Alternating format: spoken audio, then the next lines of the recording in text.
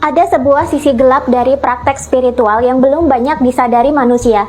Bagi orang yang menggunakan praktek-praktek spiritual untuk kepentingan pengembangan dan pemberdayaan diri, maka segala praktek spiritual seperti meditasi, yoga, tantra, atau mindfulness seharusnya bisa membawa manusia menuju kepada peningkatan kesadaran, pencerahan, kualitas hidup yang lebih baik, seperti lebih sehat secara fisik, jiwa, dan mental, lebih makmur, lebih berlimpah, atau bisa membuat manusia sembuh dari segala macam penyakit, baik penyakit fisik maupun penyakit mental atau kejiwaan. Sebenarnya, fungsi dari semua latihan spiritual adalah untuk mentransendensikan hidup manusia dari yang semula ada di bawah, kini menjadi di atas. Dari yang semula ceroboh, kini menjadi lebih bijaksana. Dari yang semula bodoh, kini lebih berpengetahuan. Dari yang semula tidak tahu siapa dirinya, kini mantap menemukan jati dirinya. Dari yang semula tidak sadar, kini menjadi lebih sadar. Sebenarnya, banyak masalah datang ke hidup kita itu karena kita selama ini menjalani hidup cenderung tanpa kesadaran, baik kesadaran terhadap diri sendiri maupun kesadaran terhadap sekitar atau lingkungan kita. Padahal, jika kita menjalani kehidupan ini dengan kesadaran, kita jadi tahu dan bisa menimbang-nimbang sendiri apa yang menjadi baik dan buruk dalam kehidupan. Dengan demikian, manusia bisa meminimalisir masalah dan bisa menjadi lebih bijaksana. Itulah kenapa dalam spiritual Jawa, manusia diajarkan agar senantiasa eling lan waspodo atau ingat dan waspada. Di mana ini sebenarnya adalah kode bagi manusia agar selalu sadar atau selalu ingat dan waspada dalam menjalani kehidupan. Praktek spiritual yang baik seharusnya mengarahkan manusia agar bisa menjadi lebih berkesadaran seperti ini.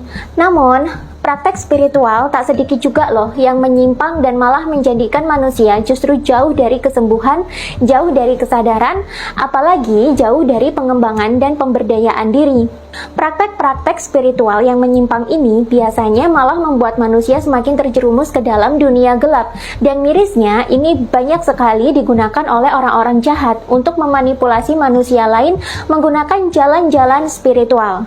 Praktek-praktek spiritual seperti meditasi, yoga, mindfulness, tantra, atau ritual-ritual lain yang banyak terdapat di Nusantara seperti sesaji leluhur, bubur sedulur papat limo pancer, dan masih banyak lagi, sebenarnya semuanya berfungsi sebagai latihan untuk mentransendensikan energi-energi negatif dalam tubuh manusia sehingga bisa bertransformasi menjadi energi yang lebih netral atau positif, sehingga manusia bisa berpikir sehat dan menjadi lebih sadar dengan sendirinya.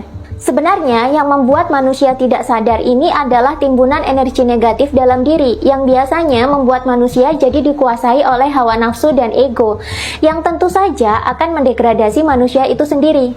Timbunan energi negatif dalam tubuh pula lah yang membuat manusia jadi bisa merasakan sakit dan gangguan-gangguan mental serta kejiwaan seperti luka batin, trauma, depresi, gangguan kecemasan, dan masih banyak lagi. Jika energi negatif ini masih banyak tertimbun di dalam tubuh, maka ini akan menghambat proses manusia dalam berpikir jernih, sehingga kesadaran manusia tidak akan bisa mengalami peningkatan. Nah, praktek-praktek spiritual yang benar seharusnya justru mentransendensikan energi negatif atau energi bawah ini agar menjadi netral atau positif, sehingga manusia bisa memiliki energi dan ruang yang lebih untuk berpikir dan berakal sehat. Dengan sendirinya, dia jadi makin bisa mengontrol pikiran, jiwa, dan tubuh, sehingga tidak mengganggu keberadaan kesadaran atau kesadaran murni itu sendiri. Ketika manusia sudah sadar, dengan sendirinya dia akan menjadi diri sendiri, lebih berpengetahuan, dan jadi tahu apa yang harus dilakukan dalam hidup. Kesadaran atau kesadaran murni kita sebenarnya adalah diri sejati kita yang sangat bijaksana, yang tahu harus berbuat apa sebelum kita bertindak, dan tahu apa tujuan dan fungsi kita hidup di dunia ini. Muara dari praktek-praktek spiritual sendiri sebenarnya tak lepas dari 12 hal berikut ini. Yang pertama, dari yang semula sakit kini menjadi sembuh. Yang kedua, dari yang semula mengalami gangguan mental dan kejiwaan seperti depresi, luka batin, trauma, kini menjadi sehat secara mental dan jiwa. Yang ketiga, dari yang semula merasa tidak pantas dan tidak berharga, kini jadi punya self-esteem dan self-worth yang bagus. Yang keempat, dari yang semula membenci diri sendiri, kini jadi menyayangi diri sendiri. Yang kelima, dari yang semula bodoh dan tidak berpengetahuan, kini menjadi lebih cerdas dan mendapatkan banyak sekali ilmu. Yang keenam, dari yang semula tidak peka, kini menjadi lebih peka, baik terhadap diri sendiri maupun terhadap lingkungan. Yang ketujuh, dari yang semula tidak sadar, kini jadi lebih sadar dalam menjalani kehidupan. Yang kedelapan, dari yang semula tidak tahu moral, kini jadi lebih bermoral. Yang kesembilan, dari yang semula gegabah, kini jadi lebih bijaksana. 10. Dari yang semula terjebak dalam kemelekatan dan dualitas, kini bisa mengalami pembebasan. 11. Dari yang semula tidak peduli lingkungan, kini mulai memiliki dampak bagi sekitar. 12. Dari yang semula IQ, EQ, dan SQ-nya jeblok, kini ketiganya mulai seimbang dan mengalami peningkatan kecerdasan yang baik. Nah, praktek spiritual yang baik akan membantu manusia supaya bisa mentransendensikan diri agar menjadi lebih sadar dan bisa berperan dalam proses harmonisasi alam.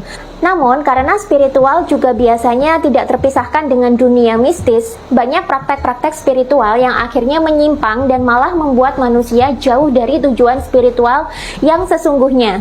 Banyak orang memanfaatkan praktek-praktek spiritual untuk memperdaya orang lain, bahkan menggunakan pelatihan-pelatihan spiritual demi kepentingan ego pribadi sambil merekrut banyak pengikut.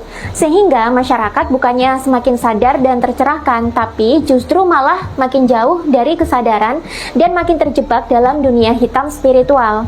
Sisi gelap dari spiritual inilah yang membuat lahirnya praktek-praktek perdukunan yang merugikan. Dan ini juga yang membuat akhirnya bermunculan banyak sekte-sekte sesat, muncul para guru spiritual narsistik, atau bermunculan juga bentuk scam atau penipuan spiritual lainnya yang justru merugikan masyarakat.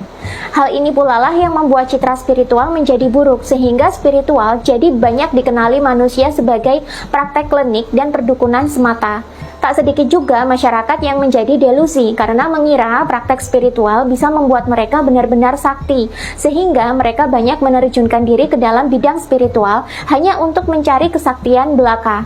Namun, ujung-ujungnya mereka justru terperangkap di dalam delusi masing-masing, merasa sakti padahal bukan sakti betulan, merasa spesial padahal hanya waham, dan bahkan ada yang bertumbuh menjadi seorang narsistik spiritual yang tentu saja berbahaya dan berpotensi merugikan orang lain. Tak sedikit juga saya menemukan banyak guru dan pemimpin sekte spiritual itu justru didominasi oleh orang-orang yang waham atau mengidap narsistik spiritual. Bahkan ada juga yang dengan jelas menunjukkan gejala NPD atau Narcissistic Personality Disorder, di mana ini adalah gangguan kepribadian yang sangat berbahaya dan serumpun dengan psikopat dan Machiavelli, sehingga pengikutnya juga dimanipulasi agar bisa memenuhi kebutuhan ego pribadi si narsistik belaka, bukannya malah mengalami transendensi untuk meningkatkan level kesadaran. Bahkan tak jarang pengikutnya juga dibuat agar semakin jauh dari tersadarkan. Lalu bagaimana caranya agar kita bisa terhindar dari dunia gelap spiritual ini? Jika kalian ingin aku bahas lebih lanjut, tuliskan pendapat dan request kalian di kolom komentar.